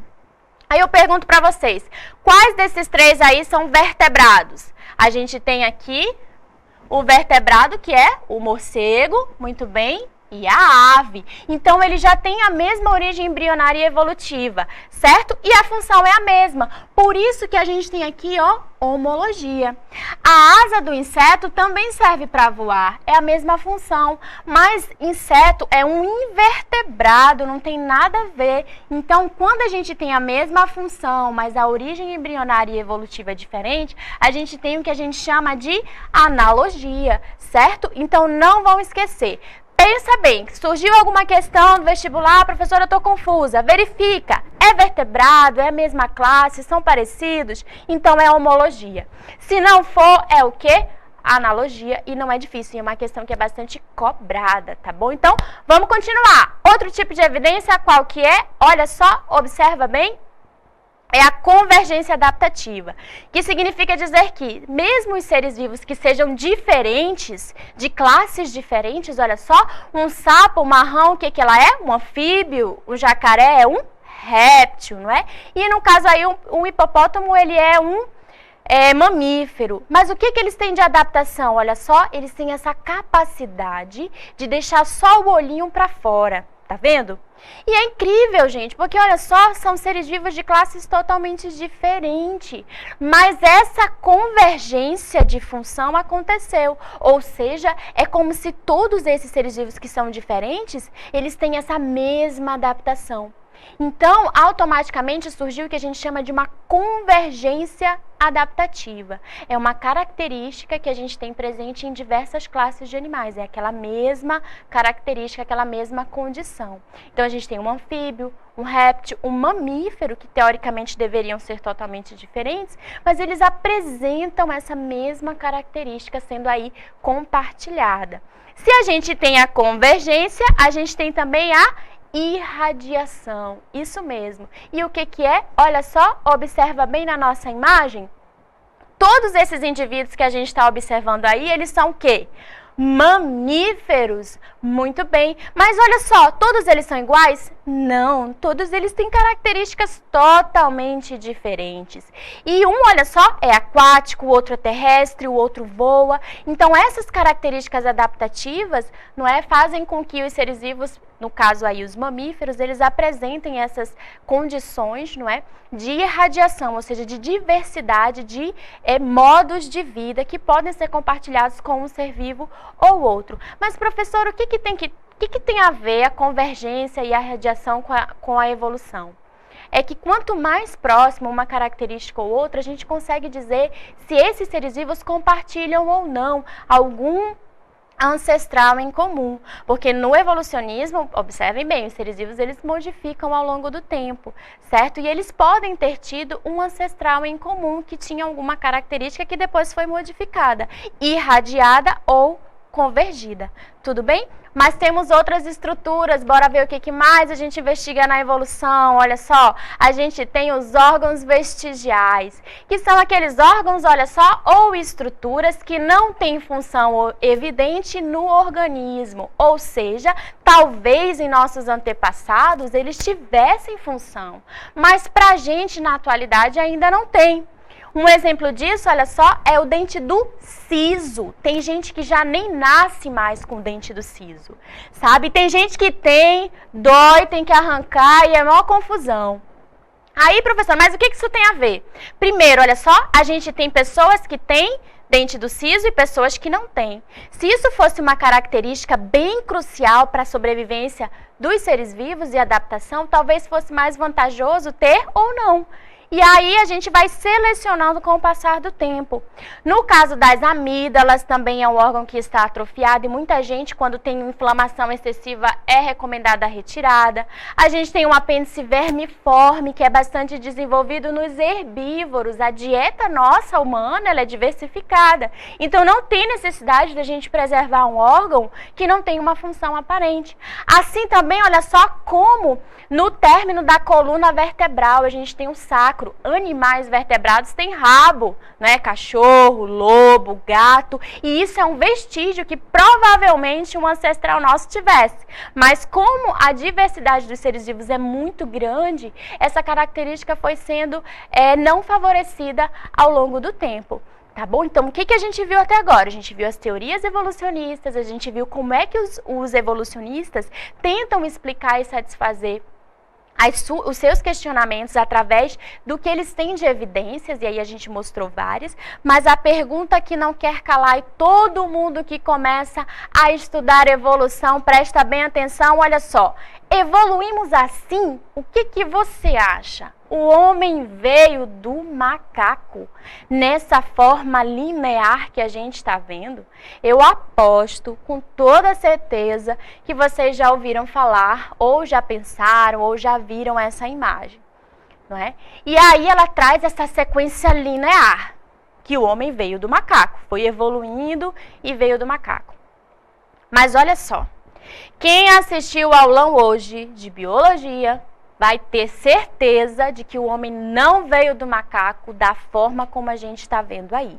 Porque isso é errado, tá? É uma imagem, né, que ela divulgou-se com muita facilidade, mas da forma como ela é, observando assim dessa forma, ela é inadequada, ela não corresponde ao que realmente aconteceu durante a evolução do homem, tá bom? E eu vou te explicar por quê. Olha só, os humanos, eles fazem parte do grupo que a gente chama de primatas. E assim como os outros macacos, eles compartilham características em comum. Vamos ver a primeira delas. Olha só, todo primata tem um polegar oponível. O que é isso, professor? Olha só, a mão de um macaco, né, de um orangotango, essa maior, e a mão de um ser humano do outro lado. Olha aqui para mim, olha aqui na imagem. O que é um polegar oponível? É aquele dedo, esse dedo polegar, que ele consegue ter múltiplas funções. Imagina a sua mão sem esse polegar. Você perde muita utilidade, principalmente para agarrar objetos, manipular ferramentas e tudo mais. Então, todos os primatas, eles têm esse polegar oponível. É uma característica comum. Então, separando, imagina o cavalo não tem esse polegar oponível, né? Tem aquela pata assim. Então, se a gente for separar por classificação, a gente vai agrupando todo mundo que tem esse polegar oponível. E quem tem? Os primatas. Olha só outra característica, o bipedalismo. Isso mesmo, primatas conseguem andar com 2 pés apenas, sem essa posição de quadrúpede. Sendo que a maioria gosta de se apoiar, né? Alguns primatas, macacos, eles gostam de se apoiar. Mas a maioria deles, se você conseguir observar bem, eles conseguem andar um pouco aí com os 2 pés, sem necessariamente apoiar as mãos no chão. Outra característica, olha lá, visão binocular, isso mesmo. Todos os primatas, olha só, têm os olhos voltados para frente da face. Isso mesmo, e volta aqui para mim. Os olhos, olha só, eles estão na frente do rosto, todos os primatas têm isso. Se você pegar um peixe, o olho do peixe está aqui e o outro olho está aqui. De uma ave também, mas os primatas não têm a visão voltada para frente, isso dá maior amplitude do campo de visão, tá bom? Outra característica, olha lá, eles têm cuidado com a prole, isso é muito fofo. Olha só, eles cuidam de todos os seus filhotes, mesmo que sejam em bandos individuais, mas eles cuidam dos seus filhotes. Eles têm o que a gente chama de cuidado parental. Eles passam ensinamentos aos seus filhotes, certo? Então, todos os primatas têm. Temos mais alguma característica? Olha só. Temos não, sabe por quê? Porque agora a gente vai explicar para você a classificação, isso mesmo. Aquela imagem que a gente viu de sequência linear, ela é inadequada, porque a classificação dos primatas, ela é melhor explicada através de uma árvore. Isso mesmo. Olha só, a gente tem um ancestral aqui, olha só. Um determinado mamífero que com o passar do tempo foi evoluindo, olha só, e ele foi dando origem aos ancestrais. Significa dizer que a partir desses seres vivos foram surgindo outros, né? Que olha só, que uma determinada característica surgiu aqui que possibilitou a diversificação do gibão. Uma outra característica evolutiva surgiu aqui e possibilitou aqui a diversificação e formação de um gorila. Então, o que significa dizer? Que a gente tem aqui o homem, o chimpanzé, o orangotango e os outros macacos. Eles têm o quê? O mesmo, olha só, ancestral, mas ele não veio um do outro, porque senão não existiria mais gorila, não existiria mais chimpanzé e um daria origem ao outro. Significa dizer que ao longo do tempo eles compartilharam algum ancestral em comum, que aí devido à diversificação, não é, e seleção natural, foram surgindo as espécies que a gente encontra na atualidade. Então, isso aqui aconteceu, ó, tem uma escala aqui, por volta de 50 milhões de anos atrás. E com o passar do tempo, esses seres vivos foram se diversificando e cada um aí, dependendo do seu tronco, né, da sua linhagem, foi se modificando ao longo do tempo de maneira independente, tá bom? Então, dizer que o homem veio do macaco é errado. Mas afirmar que provavelmente eles têm um ancestral em comum, isso é correto, tá? Porque se você pegar geneticamente o DNA de um orangotango, perdão, de um chimpanzé e de um homem, você vai ver que só tem 2% de diferença, tá? Mas 2% de diferença representa muita coisa em termos de genética, ecologia, evolução e tudo mais. Não significa dizer que a gente é a mesma coisa, mas significa dizer que em termos de parentesco, a gente é bem próximo, tá bom? Mas não é aquela imagem linear que a gente tem do homem vindo do macaco, isso não aconteceu. O que confunde é que os primeiros hominídeos, eles tinham realmente essa forma, né, mais um primata, mais semelhante a um macaco. Mas não significa dizer que ele era um macaco, né, e que os nossos principais, ou os nossos primeiros ancestrais, não é? Eles têm essas características, mas que foram vantajosas em determinado tempo e outras não. E o registro, lembra dos fósseis? Os registros que a gente tem para remontar a história evolutiva do homem, ele é muito falho. A gente não tem registro de tudo, né? De todos esses hominídeos ou esses primatas que viveram ao longo do tempo. E o pouco que se tem, a gente consegue determinar, ou pelo menos ter um direcionamento de como essa evolução pode ter acontecido. Sabe por quê? Porque o primeiro registro fóssil, né, que a gente encontra assim, com maior antiguidade, né, com maior registro de idade, é o da Lucy. Olha só na nossa tela. E a Lucy, ela foi classificada, né, como da espécie Australopithecus. E ela é o registro mais antigo que se tem de um hominídeo. E eles viveram entre, olha só, 4,5 a 1,4 milhão de anos atrás. O fóssil mais conhecido é o da Lucy, tá? E essa imagem que a gente está vendo é uma imagem remontada, tá? Porque só acharam caquinhos, pedacinhos, e aí os pesquisadores, eles tentam remontar, né, e fazer como seria esse rosto de Lucy, e aí a gente tem essa ilustração. E ela era da espécie Australopithecus afarensis. Olha só, de todos os hominídeos, o que a gente vai perceber ao longo do tempo? Presta bem atenção, isso é interessante. O tamanho do corpo, né, a posição, ela realmente foi deixada, né, dessa posição mais quadrúpede para poder ficar assim mais ereta. Por quê? Tem uma explicação. Ele tinha que andar, ser mais ágil, caçar e tudo mais. Então, ser assim, né, quadrúpede era mais lento, né? Então, ele foi se modificando. E outra característica importante é o tamanho e o volume da cabeça, do crânio. Esses primeiros hominídeos tinham um crânio pequenininho, porque eles tinham cérebros menores, demanda cognitiva, fala e tudo isso bem menor. Então o cérebro também foi evoluindo ao longo do tempo. Evoluindo, o que eu falo se modificando, porque evolução ancestral, primitivo, não é ser pejorativo, tá? Não é dizer que eu estou ofendendo quando estou chamando alguém de primitivo ou alguém de ancestral. É dizer que ele era diferente e pertencia a uma determinada época, tá bom? Porque quando se evolui, a gente modifica, certo? Então, bora lá! Homo habilis é um outro ancestral da nossa espécie. E olha só, ele tinha essa capacidade de utilizar ferramentas. Por que, professora? Porque, como o nome diz, olha só, Homo habilis é o mesmo que homem hábil, né? E perto desses registros, a gente tinha também esses instrumentos de lança, pontas de lança, entre outros, no quais, olha só, ele já utilizava para quebrar casca de frutos e tudo mais, certo? E foi extinto. A gente tem o outro, que é o Homo erectus. Olha só, o Homo erectus, ele tinha essa posição mais ereta, realmente. E ele, olha só, domesticou o fogo. Isso foi extremamente importante, sabe por quê? Porque ele conseguia se abrigar do frio e ele ainda tentava cozinhar os seus alimentos, fazendo com que essa quantidade calórica e o alimento se tornasse ali muito mais apreciado, não é? Então, outra característica também é que ele se abrigava em cavernas. Mas, olha só, ele não conseguiu chegar até a atualidade.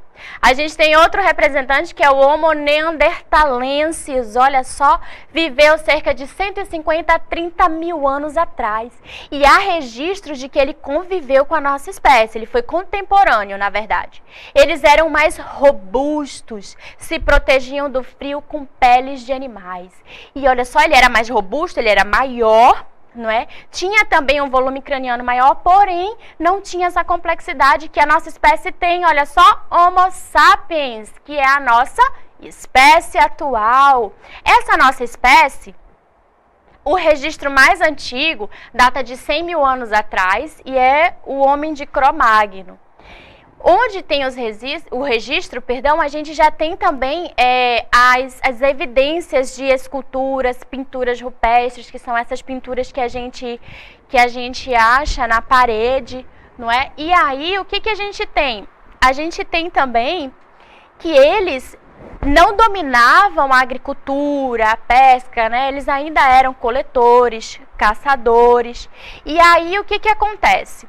Ele já tem uma capacidade cognitiva mais refinada do que os dos antepassados, certo? Mas ele ainda tinha essa vida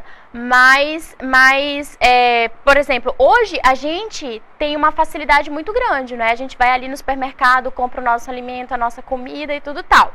Mas nessa época, a gente não, ele ainda não dominava outros animais, como eu posso falar, criação de animais, né, para sua subsistência.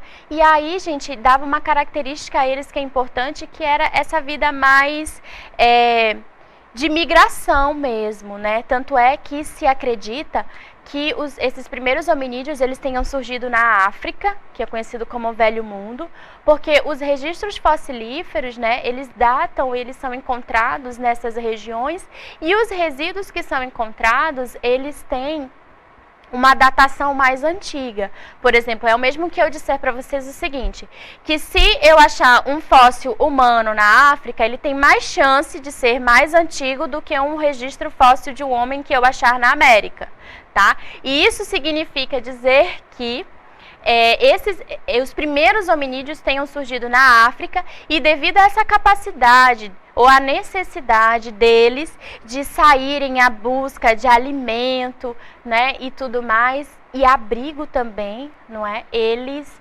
migravam muito. Eles migravam, não é, de um lugar para o outro através dessa necessidade. E aí isso é uma característica interessante, porque os hominídeos dessa época, eles não tinham problemas como o que a gente tem na atualidade, né, de obesidade e tudo mais. E aí, como eu posso mostrar para vocês aqui na imagem, vocês observem que esses primeiros hominídeos, eles demoravam muito, não é, para poder ter ali o seu alimento com bastante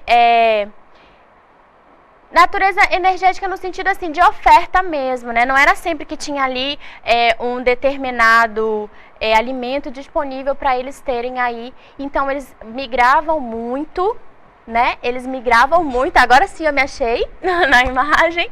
Então eles migravam demais, não é, para poder capturar esse alimento. E aí olha só como vocês observam na imagem. Eles não tinham condições, né, de ainda preservar a sua caça, o seu alimento. Então, o que eles tinham que fazer ali no momento era aproveitar, porque sabe Deus quando, né, que eles iriam se alimentar de novo.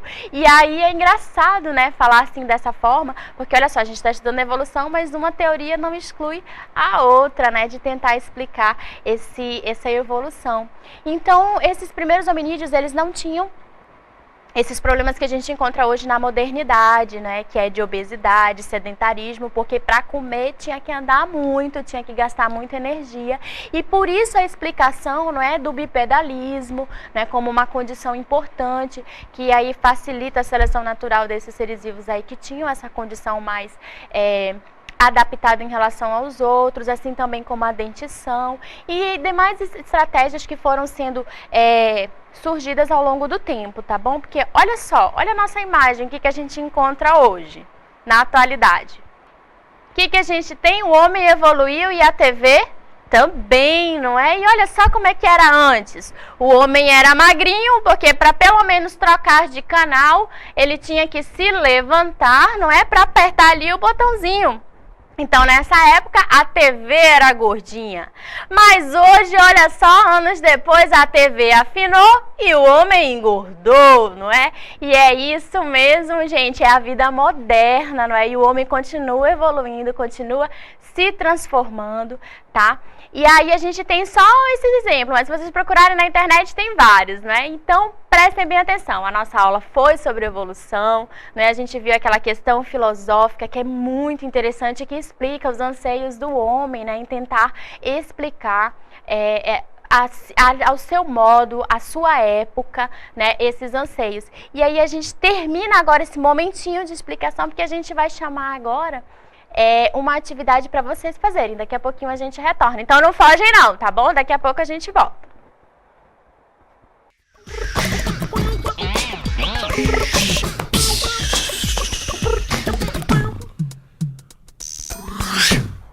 Muito bem, estamos de volta aqui rapidinho só para fazer uma consideração. Já tem pergunta no chat, é isso que a gente gosta de ver, não é, professor? Aluno perguntando, tem dúvida, a hora é essa, pode perguntar.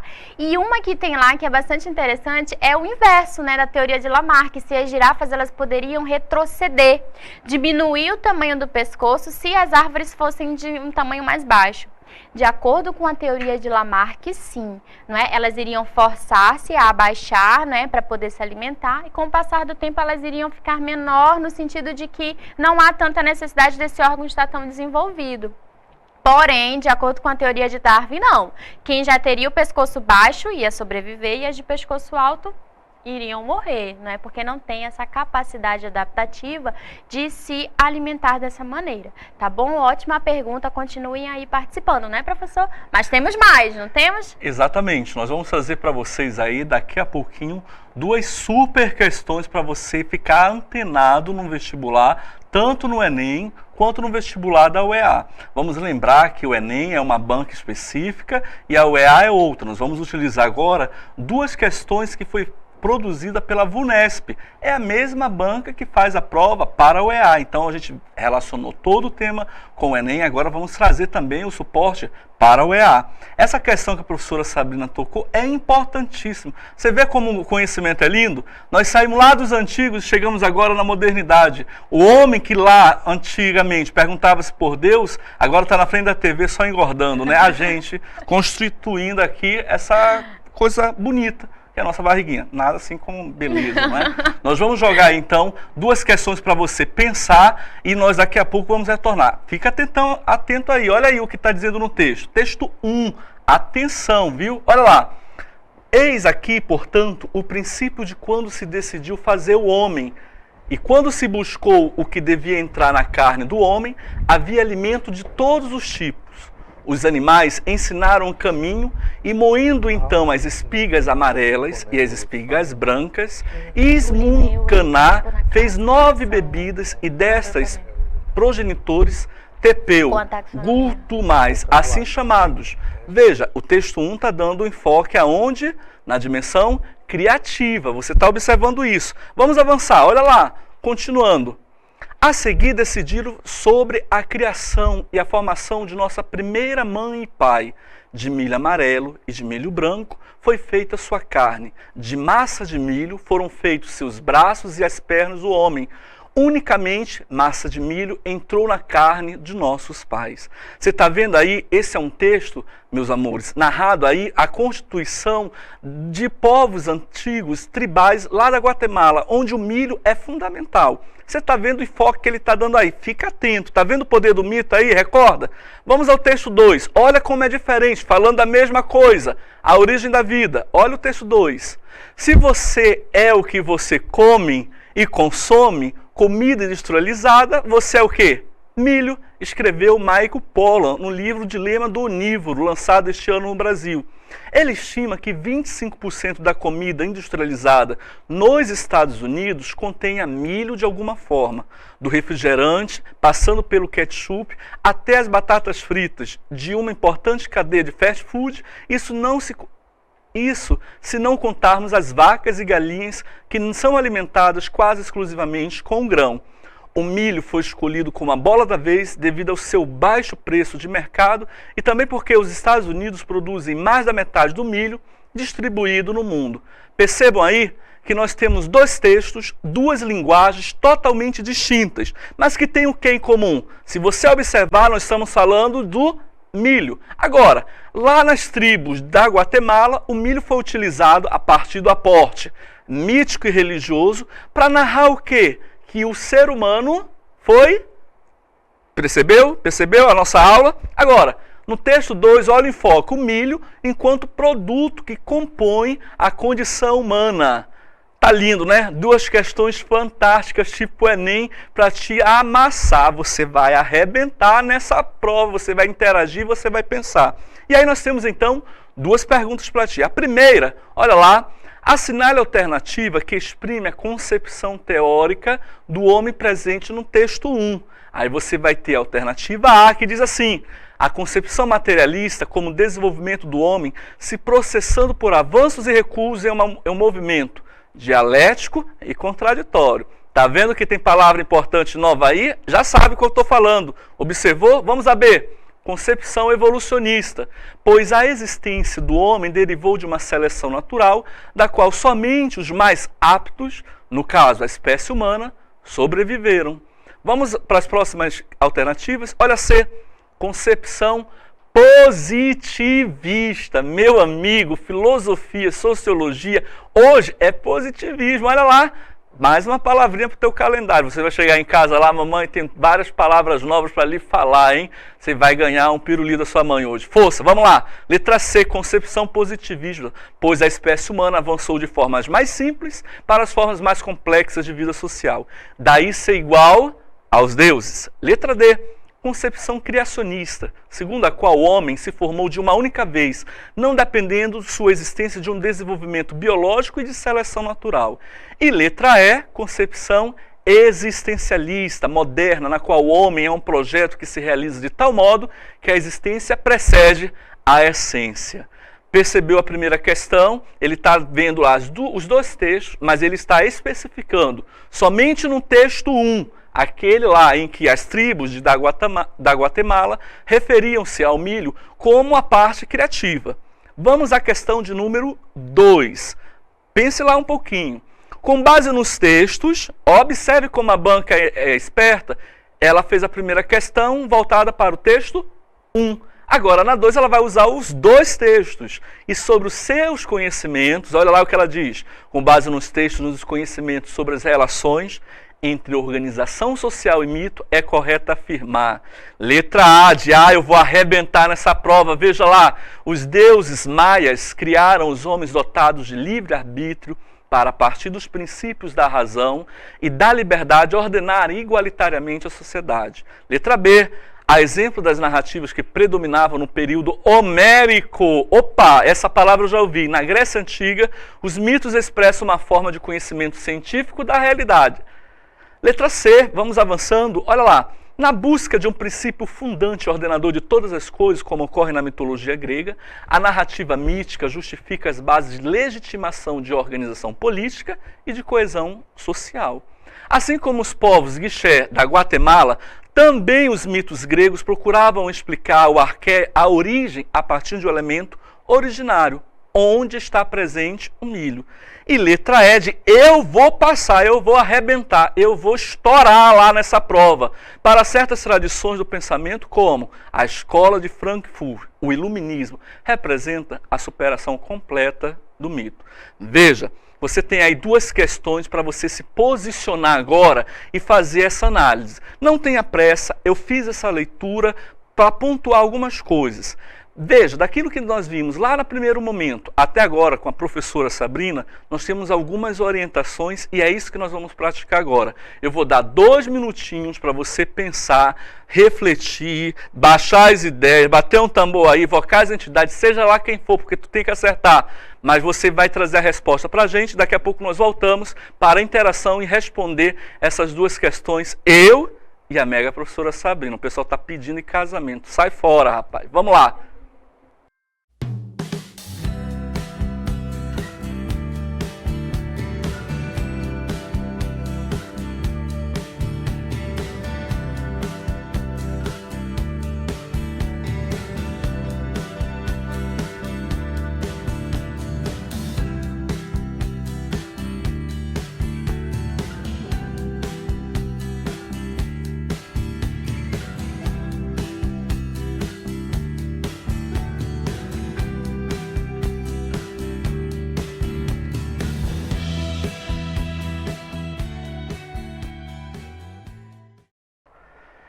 Então, as respostas que foram dadas são assim fantásticas. Parabéns ao pessoal de Borba, né? Nós tivemos aí algumas interações e anotamos a sua resposta.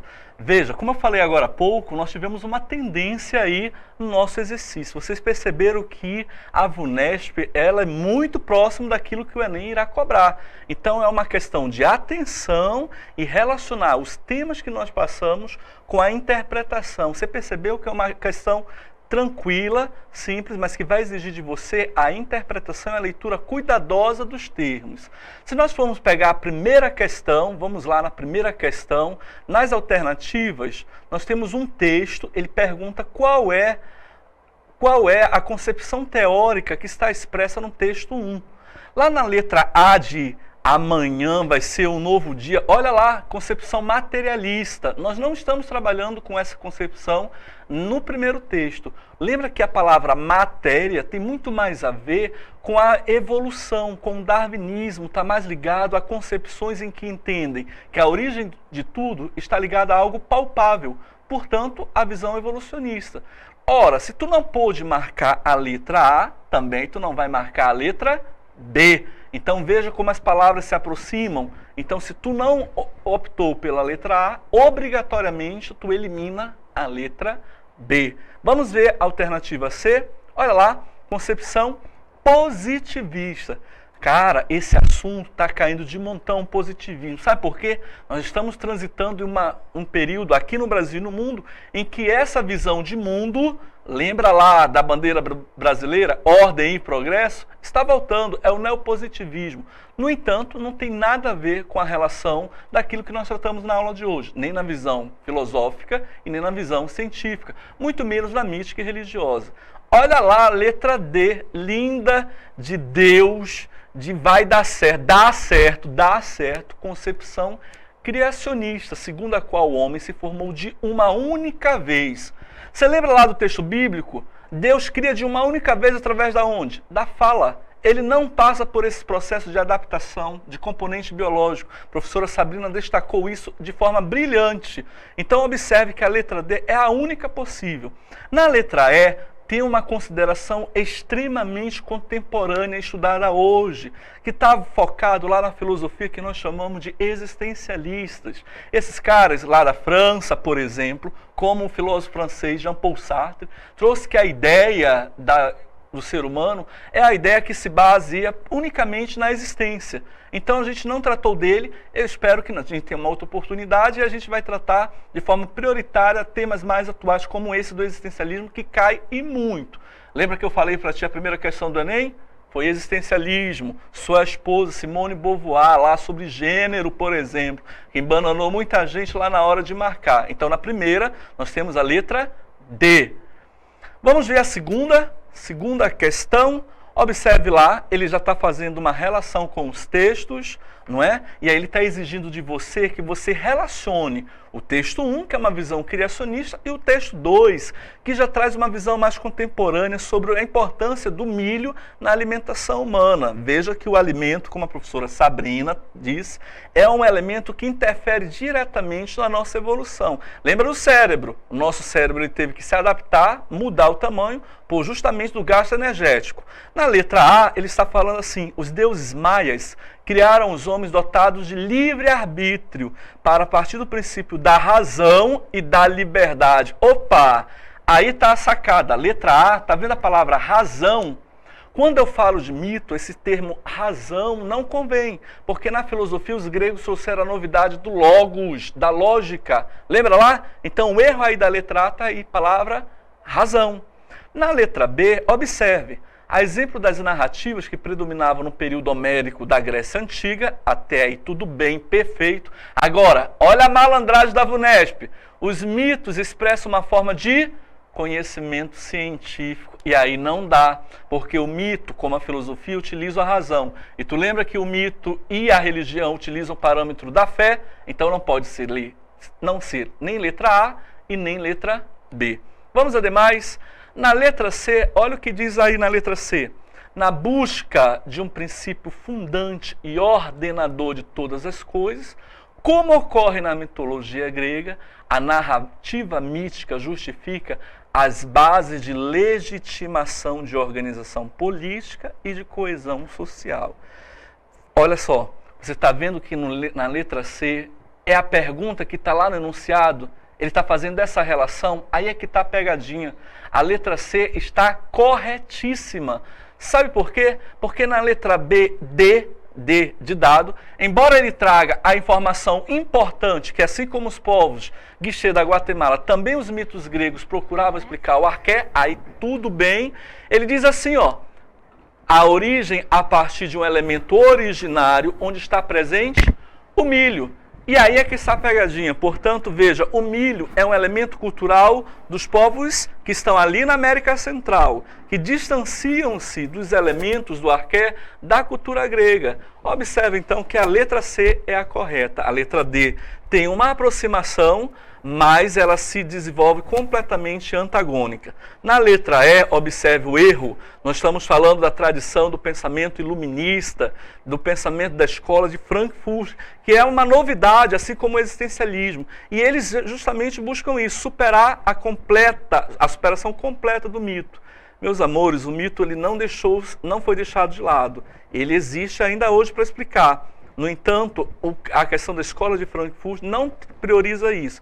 Ele trabalha, é herdeiro essa escola do movimento materialista de Marx, matéria, ciência, portanto, não legitima a resposta. Para nossa felicidade, então, você marca a letra C. Chegamos ao final desse grande aulão, esse super mega com o professor José Cavalcante e a show de bola professora Sabrina, que veio contribuir, tanto um quanto o outro, com essa manhã de conhecimento, pessoal. Lembrando que o nosso aulão entrará em recesso muito curto e nós retornaremos no dia 9 de julho com um hiper simulado totalmente comentado.